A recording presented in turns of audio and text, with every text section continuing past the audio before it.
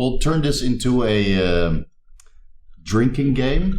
I will be drinking coffee. That's coffee. There's no whiskey mixed within. This is just normal iced coffee in my shit emoji glass. Some of you guys might remember this from the Vigorous Q&A.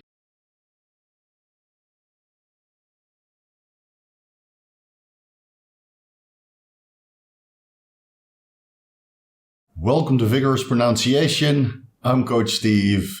Yesterday I put an algorithm poll on YouTube to see if you guys would be interested in a Learn How to Pronounce Medical Terminology A to Z video series with Coach Steve. And the results are in. We had 342 votes so far. 55% said yes to this idea. 22% said no. And 23% said Ancillaries, which I repeatedly mispronounced in the previous video. I said Ancillaries, which is completely incorrect. So here we are. I'm going to add those ancillary votes to the yes votes. So we're topping off at 78% agreeing to this video series. So let's see what the reception is. And I'll go by the likes and view count and the audience retention to see if we'll do more pronunciation of medical terminology videos in the future. So what we'll do in this video, we'll turn this into a drinking game. I will be drinking coffee. That's coffee. There's no whiskey mixed within. This is just normal iced coffee in my shit emoji glass. Some of you guys might remember this from the Vigorous Q&A videos that I used to do in the past. So we'll turn this into a drinking game. You can choose a beverage of your choice, whether that's water, coffee, vodka, tequila, etc., whatever beverage you like.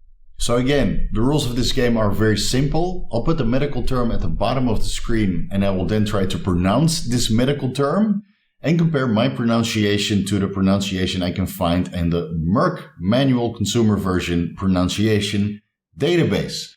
So we'll compare my pronunciation to the pronunciation I can find online. If my pronunciation was correct, we'll move on to the next letter of the alphabet and try to find an appropriate medical term for this video series. And then if I was incorrect, you guys can join me in a sip of your beverage of choice. And we'll keep a little tracking counter right at the bottom of the screen to see how many of the 26 medical terms I was able to pronounce correctly. So for this word, Ancillaries, which is of course incorrect, I will take a sip. You don't have to join me yet. Let's go over the correct medical pronunciation. Ancillary. That's in English. Ancillary. And that's in American. So there's a little bit of a discrepancy here, but I'm going to go with the American pronunciation and say ancillary. Ancillary. Ancillary. Okay, so let's get started with the Merck Manuals database and choose one letter of the alphabet and see if I can pronounce it correctly. Hopefully we don't all end up drunk or severely caffeine intoxicated by the end of this video. Okay, let's get the show on the road. Aspartate transaminase. Aspartate transaminase. I think I was incorrect, guys. So, na zdrowie. Great. So let's see what the correct pronunciation is. Aspartate transaminase. Aspartate transaminase. So these are the liver enzyme, the AST liver enzymes, which are generally slightly more elevated than the ALT liver enzymes when you do strenuous workouts, because the AST, the aspartate, again, I'm probably butchering it again. Aspartate transaminase. The aspartate transaminase enzymes are also found in skeletal muscles. So when you see aspartate transaminase levels slightly increased compared to the alanine transaminase liver enzymes, it probably comes from strenuous workouts and not from actual liver damage. Keep that in mind. Okay, moving on to B, bromocriptine. Bromocriptine. All right, close enough. So bromocriptine is a dopamine receptor agonist, which is not as favored in the community as a cabergoline, because cabergoline is a little bit more potent with less side effects, and bromocriptine generally makes people, when they're trying to get their prolactin under control, a little bit sleepy, just like pramipexole, but cabergoline doesn't appear to have that side effect. Now, there's many other side effects which might deter you from taking a dopamine receptor agonist, but if your prolactin is through the roof because you've been abusing the Trenbolone sandwich, it might be one of the medications that you need to take in order to get your serum prolactin down within the reference range and not suffer from all the side effects which are associated with high prolactin levels, like erectile dysfunction, prolonged refractory period, or gynecomastia, which I mispronounced many times as well. So the word is gynecomastia, not gynecomastia. Na zdrowie. Creatinine. Now, I've heard a lot of different people say different pronunciations for this word, anything between creatinine to creatine, which is of course not correct. It should be creatinine or creatinine. Let's see what the correct pronunciation is based on the Merck Manual's Verbal Dictionary. Creatinine, but I feel that creatinine is correct. Also, again, a lot of people pronounce it differently. Of course, creatinine is a metabolic byproduct of protein synthesis in skeletal muscle, and it's used as a marker of kidney function and kidney health.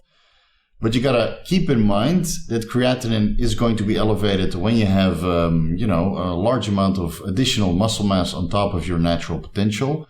So if you see your creatinine levels elevated, it doesn't mean you have impaired kidney function. Please keep in mind that a cystatin C, which is not dependent on the amount of muscle mass that you have, is a better indication of kidney function and kidney health. So if you see your creatinine levels elevated and your doctor is a little bit worried, please do a cystatin C test instead. That's a serum cystatin C test, and estimate your glomerular filtration rate based on your cystatin C and not on your creatinine alone. A tough one. Deoxyribonucleic acid. Deoxyribonucleic acid. Deoxyribonucleic acid. I'm not sure if this pronunciation is 100% correct, but we'll go by that. So that's deoxyribonucleic acid. Deoxyribonucleic acid. Deoxyribonucleic acid. I feel we're close enough. We don't need to take a sip for the DNA. So this is the full word of the DNA. And of course, DNA is found in all cells of the body, contributing to that sweet protein synthesis when it's stimulated with nuclear androgen receptor, transcribing certain parts of the DNA into RNA or messenger RNA, and the RNA will start to pump out particular proteins which facilitate anabolism, hypertrophy, recovery, and maybe fold into something like an aromatase enzyme or a 6-1-binding globulin or anything else that is made up of protein molecules. It's all transcribed or read from the DNA, the deoxyribonucleic acid. Edema, not to be mistaken with enema. Edema. Okay, I think I was close enough. Edema.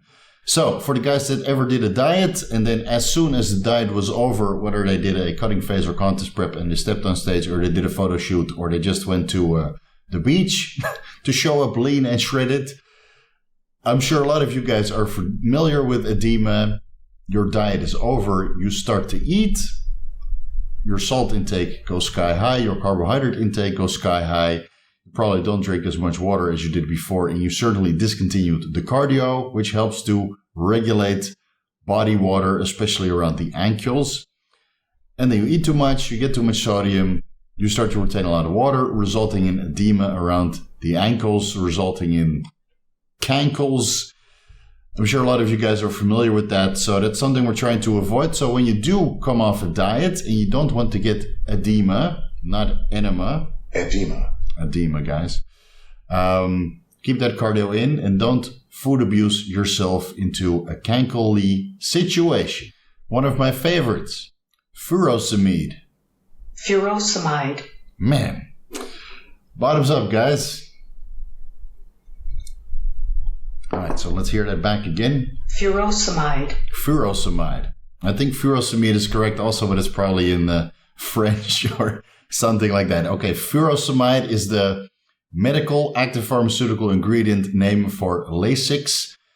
Why they call it Lasix is because it was active for 6 hours, and they worked that into the medical term, last 6, Lasix for short, because Lasix has an active life of 6 hours. And a lot of people notice that after 2 hours or 3 hours, depending if they go the oral route or the injectable route, is that they feel that the effect is lingering and weaning off. But it actually continues for 6 hours. So when you do take Lasix or Furosemide, guys, my bad. So when you take Furosemide or Lasix, you have to keep in mind that it acts for 6 hours. So whether you took 20 milligrams injectable or 40 milligrams oral, you cannot do a second dose within 6 hours because those effects will compound and you will look stringy AF. Keep that in mind, guys. They call it Lasix for a reason. Glucagon. Glucagon. All right, got that correct. Glucagon is a opposing hormone opposing insulin. Insulin stores and glucagon releases. Now, glucagon is a very potent agent of fatty acid liberation, whether that comes from the liver. It also liberates glucose from the liver, or liberating fatty acids from adipose tissue. If you are able to find a way to get glucagon emergency kits or release glucagon in response to low serum glucose concentrations, that's a very potent formula for fat loss. Again, you need to do activity after raising serum glucagon concentrations because it will tremendously raise fatty acid concentration of the bloodstream, meaning triglycerides or free fatty acids. And you need to perform activity to burn those free-form fatty acids or triglycerides off and result in significant amount of loss of body fat. Again, glucagon emergency kits are a little bit difficult to obtain, but there are methods to stimulate glucagon release with the use of exogenous insulin, which is very, very risky. But I mentioned that in the insulin ebook. So consider a purchase if you're interested in learning how to release as much glucagon as safely possible. Hyperhidrosis. Hyperhidrosis. All right, I think that's close enough. Hyperhidrosis. Hyperhidrosis. Okay. So that is a medical term for excessive sweating, which is not related to body heat or exercise. Now, I've only met a few people that are suffering from hyperhidrosis. It's not very common, but for the guys that are of a larger body weight and they use pharmaceutical agents that speed up metabolism, resulting in additional body heat, and they're not of a body fat percentage that they can actually radiate this additional heat and increased metabolism from their body, that will result in hyperhidrosis as well, which is a tremendous amount of sweating. Now, personally, I sweat a lot when I go to the gym here because there's no air conditioning, and I did use some agents which increase metabolic capacity and increase body heat, so I would sweat buckets, to say the least. But luckily, that doesn't occur for me when I sit stationary and I'm relaxing. But some people do suffer from that, and that term is called hyperhidrosis. So just because you're sweating buckets at the gym doesn't mean you're suffering from hyperhidrosis, but you might have some similar symptoms. Isotretinoin. Isotretinoin. All right, I was very far off, so that's going to be a big sip of my coffee. Enjoy. Let's hear that again. Isotretinoin. Isotretinoin. It was very far off. Isotretinoin is the active pharmaceutical ingredient of Accutane and many other acne medications, which might require a little bit of supervision because it's a vitamin A derivative, and it's a very potent very negative for liver health, considering if you're taking the oral route of using Accutane or isotretinoin. Isotretinoin. Now, it's very potent. It will definitely work as an acne medication. Combined exposure is very important. So what most doctors prescribe is a reasonably high dose for a short period of time because it's the cumulative effect. Personally, I tried 10 milligrams 3 times per week of isotretinoin. Isotretinoin. I have to keep reminding myself over and over again to pronounce some of these terms correctly. Isotretinoin. Isotretinoin. All right, we're getting there. So I took 10 milligrams 3 times per week. It resolved my acne temporarily, but didn't cure it. And what the doctors generally prescribe is a reasonably high dose, let's say 50 milligrams, sometimes even 80 milligrams per day. And after 3 months or 6 months or maybe even 1 year of continuous isotretinoin treatment, acne is permanently resolved. Now, there are also isotretinoin creams out there which work topically. Personally, I've experimented with breaking those Accutane capsules apart and using that as a topical anti-acne medication, which works very, very well. Currently, I don't need to use it because I'm off cycle and I've excluded any form of dairy products. So now I'm basically acne free. I might have a pimple here and there, but that's manageable. And they heal up pretty fast and they don't scar. So that is the pronunciation of Accutane's active pharmaceutical ingredient. Let's try it again one more time. Isotretinoin. Isotretinoin. Isotretinoin. Isotretinoin. Isotretinoin. Isotretinoin. Again, let's take one more sip for the algorithm. Man, I'm almost through. If this was alcohol, guys, I would be already wasted. All right, moving on to J. And I think there's only one J, and I don't even know what it means. So, Jejunum. Jejunum. Jejunum. Jejunum.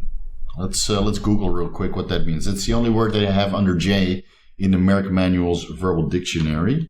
Jejunum means the part of the small intestine between the duodenum and ileum, which I have no idea where those are located. So let's just put it that way. The jejunum is a small part of the intestine located somewhere in between other organs, which I wouldn't know biologically where to pinpoint those on a chart.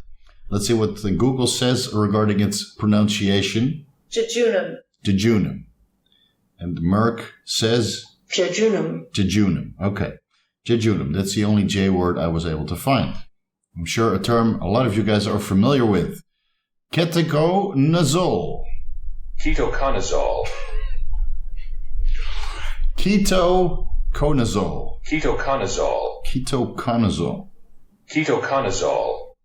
I'm not sure if this guy's pronounced it correctly now because there's clearly an O and not an A. Ketoconazole. I'm going to take a small sip for this, guys. I'm unsure. I would say ketoconazole.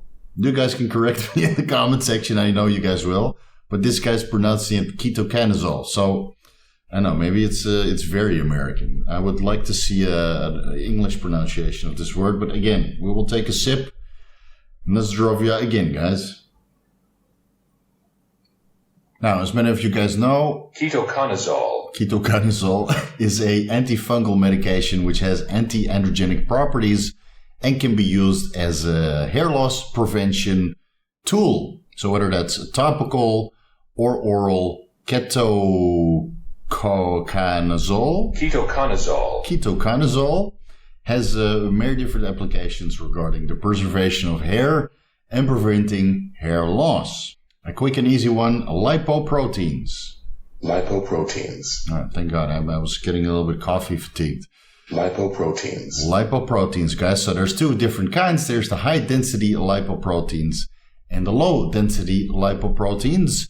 And it's our absolute job to keep those in a favorable ratio by keeping estrogen as high as we can tolerate and excluding very potent DHT derivatives or 19-nor derivatives, progestogenic compounds like trenbolone, nandrolone, and ment. Nandrolone is not that bad for lipid profile, but the trenbolone sandwich and ment, the tristolone, are very potent. Winstrol is very potent. Even primobolan at higher dosages is pretty potent, albeit not as potent as masterone at higher dosages. Primo at moderate dosages, Anavar at moderate dosages, and Turinabol at moderate dosages are pretty favorable regarding HDL and LDL concentration. So those are the lipoproteins.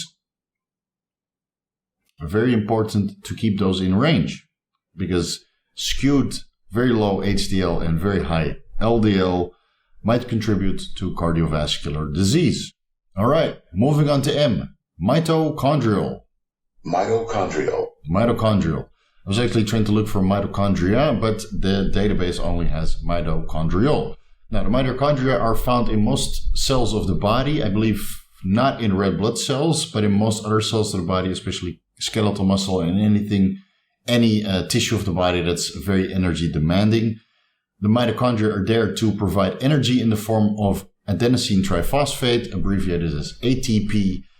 So the mitochondria are very essential in the functioning of the body, and there's several different supplements out there which can increase mitochondrial function. One of them being, I had to pull this up because I'm sure I'll mispronounce this as well, Quinolone, abbreviated as PQQ.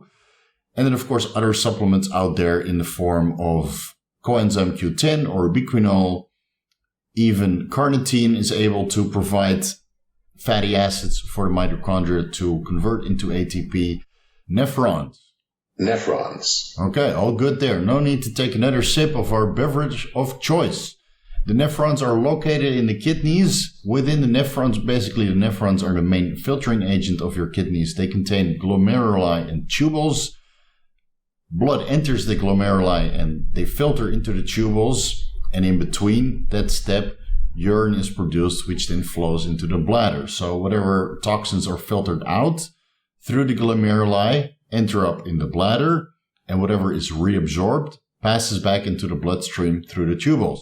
So those are the nephrons which are contained within the kidneys. There's hundreds of thousands of them, and they are very important for kidney function and overall health because you want to get rid of those metabolic waste products and all the glucuronidated hormones that you took exogenously because you don't want them in your system indefinitely, obviously. Otherwise, drug detection time would last a lifetime. So those are the nephrons, and I hope you understand why it's important to keep those healthy because nobody wants to go through dialysis and kidney failure later on in life. So please keep your nephrons healthy, your glomerular healthy, your tubules healthy by staying on top of your blood pressure. And whether that's by managing your electrolyte intake or taking an ARB or an ACE inhibitor or a PDE5 inhibitor, there's many different ways to regulate your blood pressure. I'll leave that up to you, whether that's through medication or electrolyte balance or excluding certain compounds which are known to increase your blood pressure. Now, this is a term I'm sure a lot of people are familiar with, and that is osteoporosis.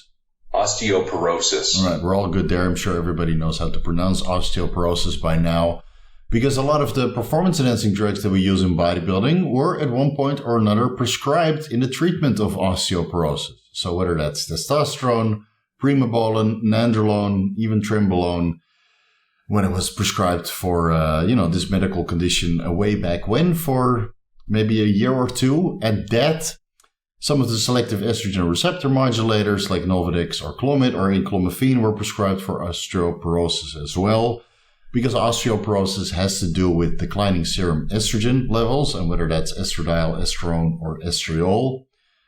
It has to do with declining serum estrogens, which contribute to bone demineralization, which is osteoporosis. So some of the anabolic androgenic steroids that we use contribute to bone mineralization or bone remineralization, and that's why they were prescribed in the treatment of osteoporosis. Now, many of them have already been discontinued in the treatment of osteoporosis because since their development, many more suitable medications have been developed with a lot less virilization side effects, considering that osteoporosis is very common in females post-menopause. All right. Unfortunately, the Merck Manual's Verbal Dictionary doesn't have pregnenolone listed, so we'll go with progesterone instead.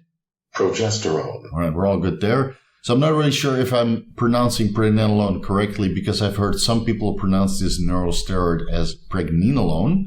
Now, pregnenolone or pregnenolone is the mother hormone, which is the first step after cholesterol synthesis into neurosteroids or sex hormones downstream. So the natural progression is cholesterol, which is either taken as a dietary source or synthesized in the liver or in most of the other tissues of the body. Then the adrenal glands or the testes synthesize pregnenolone from cholesterol. which then converts downstream into dehydroepiandrosterone, which can convert into testosterone, dehydrotestosterone, estradiol, estrone, estriol, and a couple intermediary hormones like nandrolone, for example. Pregnenolone converts into progesterone, allopregnenolone, aldosterone, glucocorticoids, and many other intermediary hormones. So pregnenolone is the mother hormone, basically the first derivative of cholesterol, which is metabolically active and can potentiate some effects, whether that's cognition, memory formation, overall sense of well-being. And it downstream converts into many other sex hormones and neurosteroids, which contribute a wide variety of effects. So pregnenolone and progesterone highly contribute in your overall sense of well-being. And it's very important to keep those in its favorable ranges so you have a very good sex drive and collagen synthesis. And well, the list of benefits are varied and extensive. So we'll leave it at that and move on to Q. There are not many words to choose from under Q, so we'll go with quinolones. Quinolones. Quinolones. All right, not quinolones, but quinolones. Bottoms up. And I don't have much coffee left. I hope you guys are still with me and doing good and staying sober or enjoying this nighttime activity with me. All right, so it's quinolones. Is that correct? Quinolones. Quinolones. Quinolones are backbones of many different kinds of antibiotic medications, which are generally used in cases of food poisoning. I'm sure you guys are familiar with norfloxacin, ciprofloxacin, or levofloxacin. Now keep in mind that quinolones might cause spontaneous muscle tears, so I would use them as a last case scenario. And, ideally you cook all your own food and you practice basic food hygiene. Because take it from me, food poisoning is no joke. I live in a third world country and I've abstained from any kinds of street foods after many bouts with food poisoning and being forced to take a ciprofloxacin or norfloxacin. And when you read the insert and you see that spontaneous muscle tears or muscle injuries can occur, that's something you don't want to take as a bodybuilder. So again, prevention is very important. So make sure you stay on top of your food. Cook all your own meals. Make sure that they're warmed before consumption so you don't get food poisoning and you won't be required to take one of these quinolones antibiotic medication. And if you do train while you're taking some of these antibiotics, caution is advised because I've heard people tear their biceps or get hamstring injuries just by taking ciprofloxacin or norfloxacin. So, again, caution is advised when you take these kinds of quinolones medications. Unfortunately, the word that I wanted to use under R is not present in the Merck Manual's database, so I will go with rhabdomyomas as a replacement for rhabdomyolysis, which I'll explain afterwards. So this is rhabdomyomas. Rhabdomyomas. All right, close enough. So rhabdomyolysis is what we'll stick to as an explanation, which can also result in acute kidney injury. So while we're on the topic of kidney health, since that's a very popular topic to discuss right now because, Boston Lloyd is going through kidney failure and is trying to resolve that the best way he can. Rhabdomyolysis can result in acute kidney injury because it leaks a lot of proteins into the bloodstream. Rhabdomyolysis occurs when you have a very acute muscle injury, spilling a lot of creatinine or creatinine and creatine phosphate kinase into the blood, which strains the kidneys tremendously. So I've seen that several times on people's blood work where their creatinine goes over 3 milligrams per deciliter and their CPK ends up at like 30,000 to 100,000 units per liter, which is astronomical. I've seen that twice. One of those times was actually on Tiananmen Clark blood work when he started training again. And he got rhabdomyolysis. So if I can find that video of his, I'll link that up here as a case study. And I've seen that another time on a guy that did the CrossFit Games.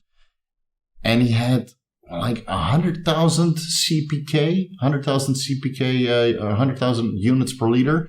And I believe that his liver enzymes were like close to the hepatitis range of like 500 to 700 units per liter. His creatinine was like 2, 3, 4 milligrams per liter. So luckily he didn't have any permanent kidney damage from the rhabdomyolysis he experienced. But it's when you look at the blood work, it's definitely very, very scary. But luckily, after a week or two of treatment, he was able to recover from the rhabdomyolysis, which occurred after very heavy and traumatic muscle injuries. So again, keep that in mind. When you go to the doctor and you see your creatinine levels a little bit elevated or your CPK levels a little bit elevated, it doesn't mean you had a heart attack or kidney failure. It's just trace amounts of rhabdomyolysis from strenuous workouts. And if you have full-blown rhabdomyolysis, those CPK levels will be significantly elevated, close to the 10,000, 30,000, 50,000, maybe even 100,000 units per liter. That's real rhabdomyolysis, and we have like 3,000, maybe even 5,000 units per liter on your CPK reading. That could either be due to strenuous workouts, Widowmaker set, drop sets, rest pause sets, or clenbuterol use, which is also known to increase your creatine phosphate kinase concentrations in the bloodstream. Doesn't mean you have rhabdomyolysis, guys. All right, moving on to S, sebaceous glands. Sebaceous. All right, so they didn't put glands behind it, but we're on the right track here. So sometimes I mispronounce it as sebaceous glands, which is of course completely incorrect. So I'll drink to that, guys. It is the sebaceous glands. Sebaceous. All good. Which form the oily stuff that you can find in your skin. Now, if your sebaceous glands are clogged, you will get acne. It could be clogged because you're overproducing sebum, because your dietary intake isn't correct, like dairy products, for example. That's the correct building blocks for sebum formation through the sebaceous glands. Now, it could be that you have some bacteria that are forming in the sebaceous glands that are feeding on sebum and causing a little bit of an infection, resulting in acne as well. So again, hygiene, so you don't deal with acne tremendously. And if you do suffer from tremendous acne, maybe the hormonal imbalance or the dietary choices or the lack of certain micronutrients like vitamin B5, for example, which contributes to reduction of sebaceous gland sebum formation. Retinol, vitamin A also contributes. So as long as you're staying on top of your vitamin B5 and retinol, vitamin A, or beta-carotene, which probably need to much higher dosages, but anything below 10,000 IUs of vitamin A from retinol, animal meat sources, contributes to reduced sebum formation and keeps your acne at bay. So that's sebaceous. Sebaceous. T3. Okay, that's a bit of a cop-out, so let's go with the full pronunciation. Triiodothyronine. Triiodothyronine. Oh, man. I'm so happy I got that correct. So, triiodothyronine, which is the deiodinized form of thyroxine, which has 4 iodine atoms within the thyroid hormone. And when the deiodinase enzymes do their job, they take 1 iodine atom away, resulting in triiodothyronine. Triiodothyronine. So I said triiodothyronine, right? That's incorrect. Triiodothyronine. Bottoms up. You guys don't have to join me because the first time I did it correctly, but the second time I got a little bit confused because of the deiodinase enzymes.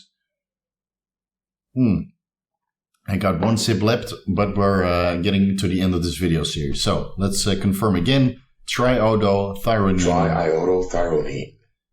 Triiodothyronine.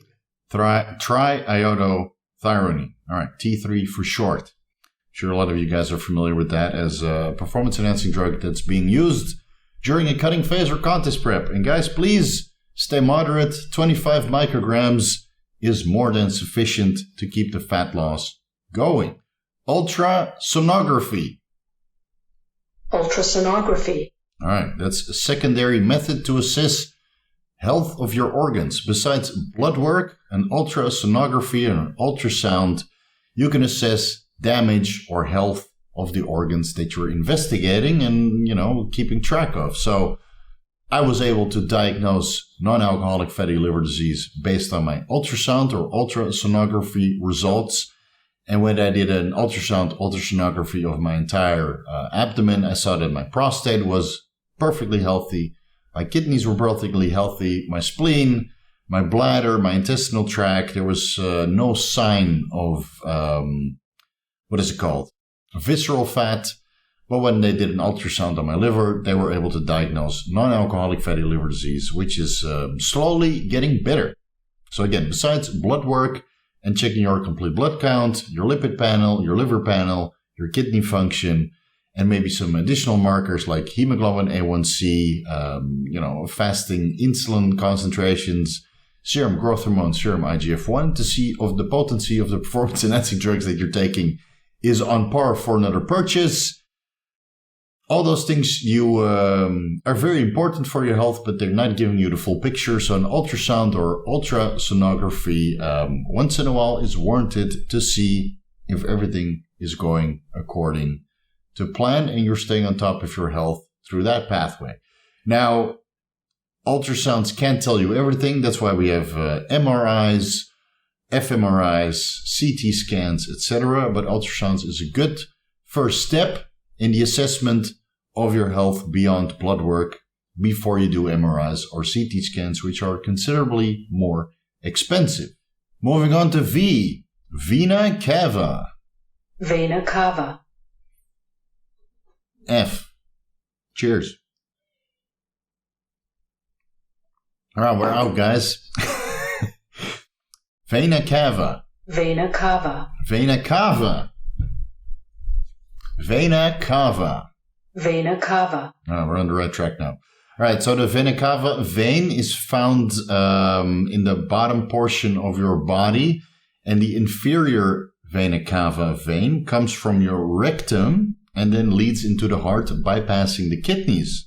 So for the guys that watched the starfish administration video for otherwise oral 17-alpha-alkylated anabolic androgenic steroids video, alternative administration techniques through the inferior vena cava vein might be suitable to give your liver enzymes, a little bit lower and ensure that the bioavailability of the steroids that you would otherwise take to the conventional oral route have a higher bioavailability and potentiate a more effect for the amount of milligrams that you're taking. Not too many exciting words in W, so we'll go with warfarin. Warfarin, which is a blood thinner, which is typically not used by bodybuilders, but I didn't have so many words to choose from. So warfarin is the word that we will stick to. Now, for the other words in this alphabet, there are not many. So we'll go with the X-ray. X-ray absorptiometry. X-ray absorptiometry. Okay, I'm sure you guys are all familiar with what an X-ray is.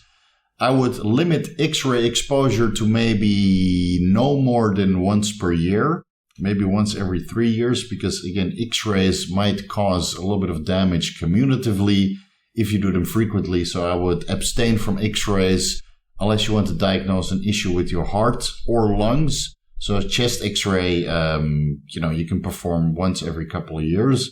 But I feel that an ultrasound, CT scan, or an MRI are probably, even though they're a lot more expensive, much more suitable approaches to diagnose organ health. Now, in the Y, there's nothing exciting. I don't even know what this means. Yersinia Pestis. Yersinia Pestis. I'll drink the last bit of coffee that I have. And then we'll move on to Z. Also nothing exciting. Zidovudine. Zidovudine. Zidovudine. All right, I have nothing left, guys. Thank you guys so much for watching. Vigorous crew, you know what to do. I'm sure this video is going to be an hour, so I'll put the timestamps in the bottom so you guys can skip ahead or skip this video entirely. Let's see by the views. Let's see by the likes if we'll do another medical terms. I don't think I'll do the entire alphabet again, but you guys can let me know in the comment section which medical terms I keep mispronouncing besides ancillaries and glucuronidation. I know I mispronounce those words frequently, so I'm sorry for that. Thank you guys so much for watching. See you in the next video.